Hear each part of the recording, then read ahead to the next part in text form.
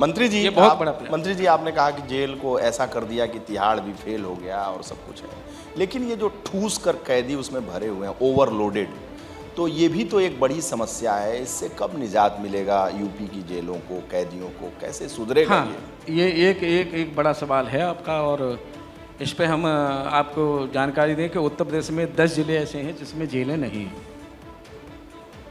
उसमें हम ज़मीन लगभग हमने खरीद ली है। कल भी हमारी एक कैबिनेट की बैठक में अमेठी जेल का प्रस्ताव पारित हुआ है, मंजूर हुआ है। इस सभी जो जेलें 10 जिलों में नहीं है, उनके कैदी सभी पड़ोस की जेल में जाते हैं जी।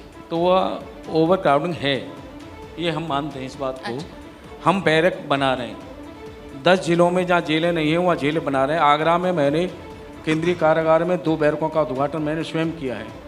हमारे इटावा में जेल बन के तैयार है, केवल उसमें बिजली का काम थोड़ा बाकी है, उसके बाद में वो शिफ्ट हो जाएगी। ठीक है। श्रावस्ती में हमारी जेल बन के तैयार हो गई है, वहाँ भी ये व्यवस्था हम लोग करने जा रहे हैं। ऐसे ही सभी 10 जिलों में हमारा जेल बनाने का लक्ष्य है, और ज़्यादा जेल बनाकर अब इस समस्या का समाधान जी, करेंगे। धर्मवीर जी, लेकिन मेरा इसी से एक लेकिन छोटा मेरा सा अपना मानना है, लेकिन जुड़ा मेरा हुआ नहीं सवाल मेरा है। लेकिन मेरा एक अपना मानना है, जेल बनाना, बैरक बनाना एक निदान नहीं है।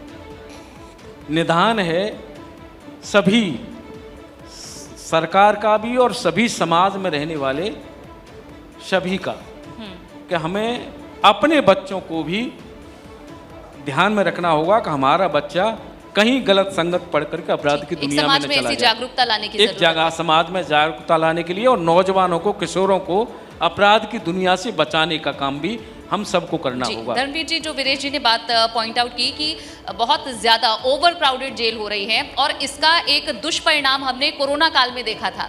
उस समय कितनी भारी तादाद में जो कैदी थे वो कोरोना संक्रमित हुए, वहाँ सोशल डिस्टेंसिंग का पालन नहीं हो पा रहा था, बहुत सारी समस्याएं उस दौरान निकल कर आई। तो क्या उस पर आपने कुछ काम किया है? हम बता तो रहे कि 10 जिलों में हम जेलें बना रहे हैं, ज़मीन खरीद ली है, इटावा में बन के तैयार है, श्रावस्ती में बन के तैयार है, जहाँ आवश्यकता है वहाँ हम बैरकें बना रहे हैं। और सबसे बड़ी बात कि हम युवाओं को इसके बाद पूरा जब उत्तर प्रदेश कवर होगा उसके बाद मैंने एक लक्ष्य बनाया है कि मैं स्कूलों में बच्चों के साथ संवाद करूँगा।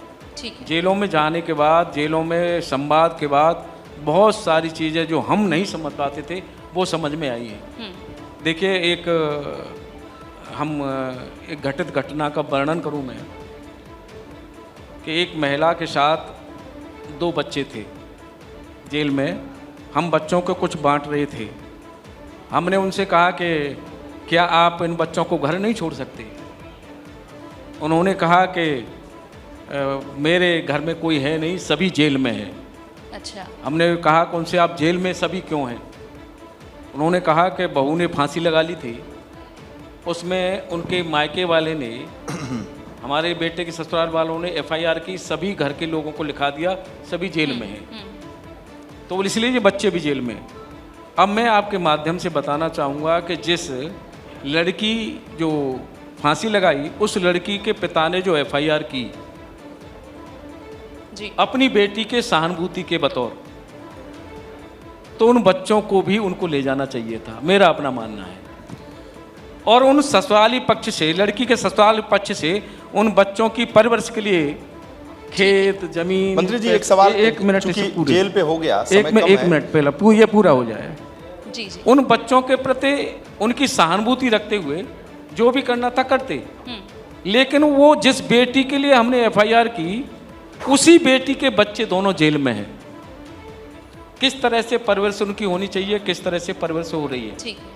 तो हमें थोड़ा सबको भी विचार करना होगा। मंत्री जी, चूंकि आप जेल मंत्री के साथ साथ आप होमगार्ड मंत्री भी हैं जी। होमगार्डों की बड़ी समस्या है। वो कहते हैं कि जो ड्यूटी लगाना होता है उसमें भी घुसखोरी है, पैसा लगा के लेकर ड्यूटी लगती है, नहीं लगती है, तमाम तरह का भ्रष्टाचार है। इस जो होमगार्ड हैं उनको 2म दर्जे की हैसियत में रखा जाता है बल में, जबकि हम लोग सड़कों पर देखते हैं सबसे ज़्यादा वही खटते हैं, धूप में वही रहते हैं और सबसे ज़्यादा संघर्ष वही करते हैं। इनकी इस समस्या का निदान क्या होगा, इस मंच से बता दीजिए। बहुत सारे लाखों होमगार्ड आपको इस प्रोग्राम में देख रहे होंगे। बहुत अच्छा सवाल आपने पूछा है, मैं धन्यवाद करूंगा आपने कि 90,000 हमारे होमगार्ड कर्मी हैं। मैं आपके माध्यम से एक जानकारी देना चाहूँगा कि मास्टर रोल की इसकी व्यवस्था से अब उनकी ड्यूटी लग रही है, ऑनलाइन ड्यूटी की व्यवस्था हो गई है पहले। और ऐसा नहीं है कि कल किसकी ड्यूटी कहाँ लगेगी किसी को पता नहीं है, ये ऑनलाइन व्यवस्था कर दी गई है। और 90,000 होमगार्ड कर्मियों के लिए 34,000 होमगार्ड कर्मी हमारे, 25,000 थानों में और 9,000 करीब 112 में जी। जो व्यवस्था थी वो गृह विभाग की ओर से उनकी ड्यूटी लगती थी पहले, और गृह विभाग के पास ही उनका बजट रहता था, उनका जो पेमेंट देना था होता था तो वो गृह विभाग के पास ही जाता था। लेकिन ये चीज़ें जब हमने समझने के बाद मैं आपकी माध्यम से सभी को जानकारी देना चाहूँगा कि 34,000 का जो बजट जो गृह विभाग के पास जाता था वो इस बार के बजट में वो होमगार्ड विभाग के पास आ गया है। और व्यवस्था पहले ड्यूटी भी गृह विभाग थाने वाले लगाते थे, वही उनकी सैलरी देते थे, जो भी मासिक वेतन था, दैनिक भत्ता था वही देते थे, तो लेट भी हो जाता था। लेकिन इस अब जो है वो व्यवस्था में बहुत बड़ा सुधार हुआ है, क्योंकि बजट होमगार्ड विभाग के पास स्वयं आ गया और होमगार्ड विभाग व्यवस्था एक क्लिक में सभी होमगार्डों के पैसे एक ही दिन में पहुंच जाते हैं, पहुंच जाएंगे सब कुछ। ये बहुत बड़ी व्यवस्था, सारी व्यवस्था। एक जानकारी मैं और दूं आपके माध्यम से। होमगार्ड विभाग में होमगार्ड विभाग का 5 जून में वृक्षारोपण का अभियान जब चला तो हमारे होमगार्ड विभाग ने पर्यावरण की दृष्टि से हमने एक बैठक की और होमगार्ड विभाग को एक जिम्मेदारी दी वृक्षारोपण के अभियान की। हमारे होमगार्ड विभाग ने वृक्षारोपण का अभियान चलाया और 4.5 लाख पौधे हमारे होमगार्ड विभाग ने लगाए। उसके बाद गंगा दशहरा के अवसर पर हमने स्वयं सभी से कहा कि गंगा दशहरा हम सभी मनाते हैं, लेकिन हम क्या संकल्प ले सकते हैं कि नदियों की हम सफाई करें। तो हमारे होमगार्ड विभाग ने 50 नदियों का सफाई का अभियान चलाया गंगा दशहरा वाले दिन। अभी एक होमगार्ड विभाग ने पर्यावरण की दृष्टि से लेकर के, क्योंकि मैं पर्यावरण पर थोड़ा ध्यान ज़्यादा देता हूं। बिल्कुल, बहुत अच्छी बात है धर्मवीर जी, जैसा आप बता रहे हैं। एक और मैं जानकारी की थोड़ी कमी है मैम, क्योंकि आपके पास इतना लेखा जोखा है अपने कार्य का कि वीरेश जी को तो पॉलिटिकल सवाल पूछने का मौका ही नहीं मिला। एक जानकारी और दें हम आपको कि इस जो 17 तारीख से 17 सितंबर में माननीय प्रधानमंत्री का जन्मदिन था जी, उस दिन से हमारे होमगार्ड विभाग ने वृक्षारोपण का बेहद अभियान चलाया। और जो सरकार की योजना है अमृत सरोवर वाली योजना, सभी उत्तर प्रदेश के जनपदों में अमृत सरोवर पर हमारे होमगार्ड विभाग ने 17 तारीख से लेकर के गांधी जयंती तक 2 अक्टूबर तक वृक्षारोपण का बेहद अभियान चलाया है। ये बहुत बड़ा अभियान हमारा।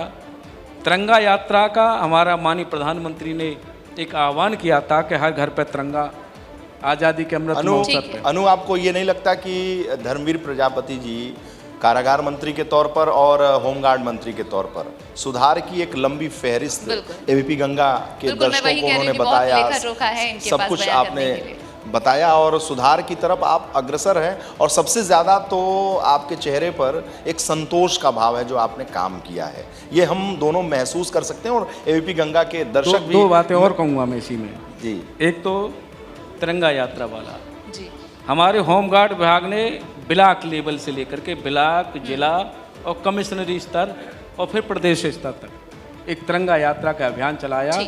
और 14 तारीख में माननीय मुख्यमंत्री जी ने उसका समापन किया। तो और दूसरा एक और प्रजापति जी, एक और पहले मैं आपको बता दूं, आप दिल्ली के इसलिए मैं बता रहा हूँ जी सर कि रक्षाबंधन के अवसर पर हाँ जी, बहन भाई का अटूट प्रेम का त्योहार होता है।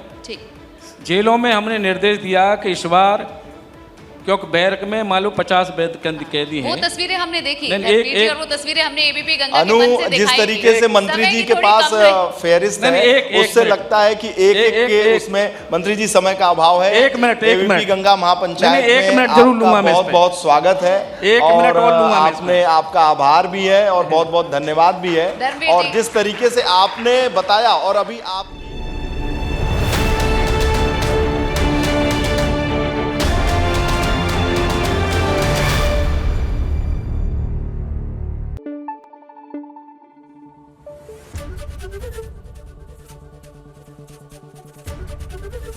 एबीपी गंगा, खबर आपकी, जुबान आपकी।